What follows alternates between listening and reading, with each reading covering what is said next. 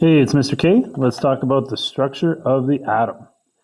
So I've got a cute little atom here. This is a helium atom. Just a few terms I want you to know. First of all, this is the nucleus. So the home of the nucleus is the protons and the neutrons. This makes up the majority of the mass of the atom, and you can find it right in the center.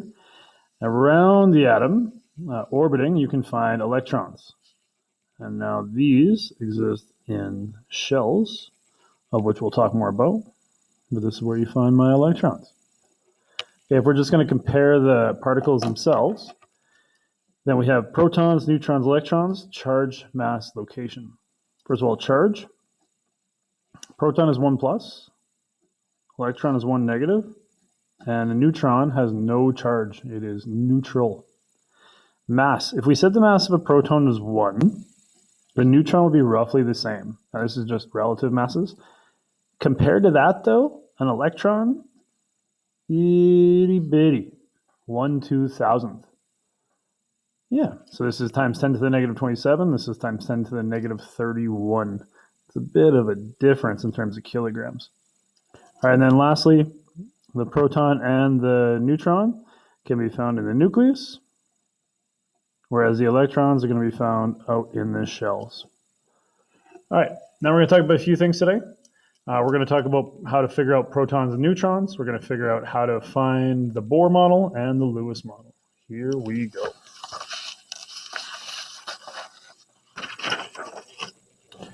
Okay, so I like to set up examples like this, where we pick an atom. We're going to pick nitrogen for this example. If you find nitrogen in your periodic table, you're going to find that the element card looks just like that, with a 17 and a 14.01. All right, now these numbers mean some different things. First of all, that 7 is what we call the atomic number, and that is equal to the number of protons. Whereas over here, we've got 14.01. This is my atomic mass. And the atomic mass is equal to the total mass of the nucleus. So that neglects electrons entirely. It's just protons and neutrons. Again, and because the electrons are so stinking tiny. One last term you need for today's lesson, which is an atom. When you hear the term atom, that means that protons are equal to electrons. The opposite of that being an ion, and we'll talk about that in another lesson. Okay, so I like to set it up like this. Protons, neutrons, electrons, Bohr, and Lewis. Now, these are the things that we're looking for when we're trying to set up and learn about any type of atom. So first of all, we want the protons. We look at the atomic number, and we can see that that is 7. All right, now for the next part, we're looking at atomic mass.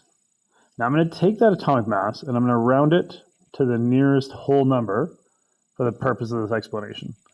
Now, the reason why that thing is a decimal is some of these nitrogen atoms exist with 7 neutrons.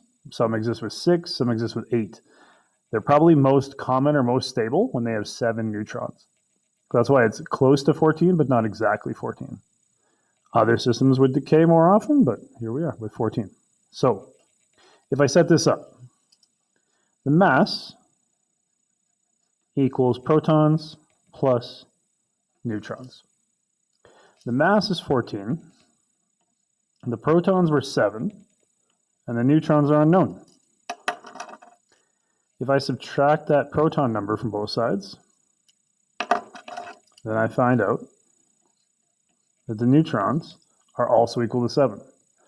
This isn't always the case, but this is how it works out with nitrogen. Okay, so that means I've got 7 neutrons on nitrogen. Okay, next piece is how many electrons? Well, we said that an atom has equal protons and electrons. I'm just going to chuck a 7 on there. Okay, next piece we want to talk about is a little bit of Bohr and Lewis. So let's talk about Bohr. Basically for Bohr, what we found, and again, this is science 9, chemistry 20 kind of chat, definitely not physics 30. For Bohr, what we found out is that electrons exist in energy levels, and that in those energy levels, there are approximately 2 electrons in the first shell, 8 electrons in the second, and for high school science, we say there are 8 electrons in the third shell. There are actually 18, but this works out pretty well for what we're doing. All right, now how this works is we fill from the inside out, and once we're full, we stop. Once we're out of electrons, we stop filling.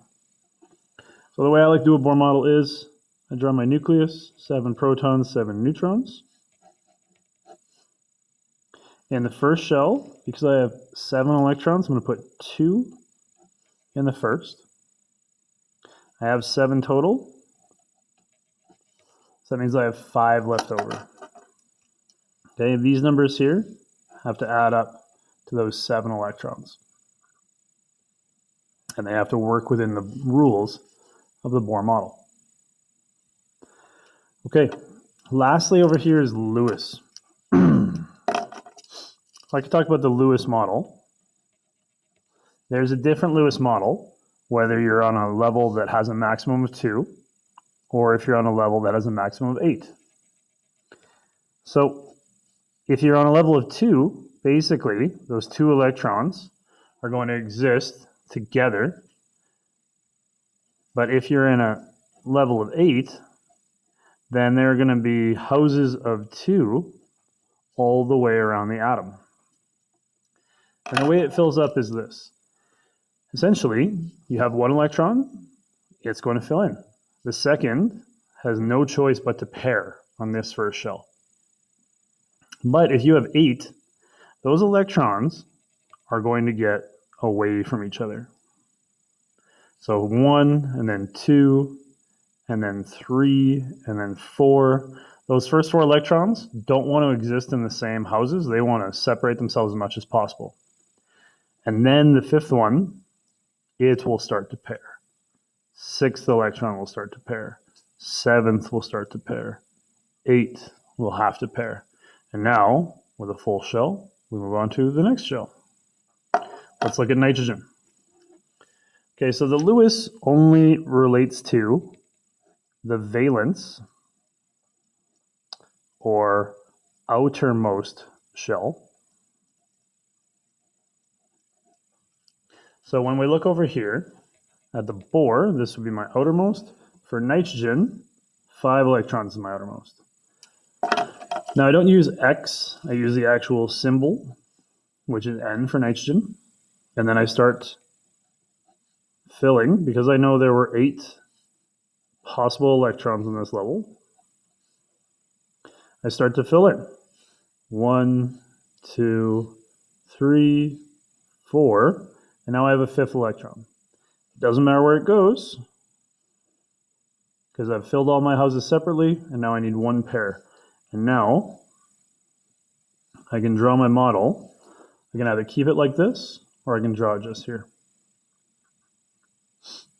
Okay, a couple other examples I'd like to look at. Let's talk about helium.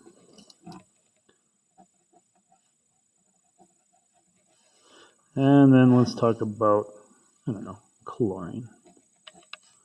Okay, so helium has 2 as its atomic number, and then it has 4.00 as its atomic mass. And we can simply work through the problem. Protons, neutrons, electrons, or Lewis. Just like last time, there are 2 protons. This is an atom, so the protons and electrons are equal. For the mass to be 4, I've got 2 protons. It must be plus 2 neutrons to make the mass equal to 4. Okay, and then lastly, my Bohr. 2 protons, 2 neutrons go in the nucleus. I only have 2 electrons. So they go in the first shell. And then lastly, my Lewis. Because I'm on a shell with only 2 electrons, they pair up. What would be incorrect here is if you had those 2 electrons in separate houses, that would be incorrect. I need to see these as pairs. These are going to become very important when we start talking later on about bonding, because lone pairs, which is what we call these pairs, do not bond. All right. Last one we're going to do is the chlorine atom. Okay, chlorine has an atomic number of 17 and a mass of 35.45. And its card looks something like this. Protons, neutrons, electrons, Bohr, Lewis.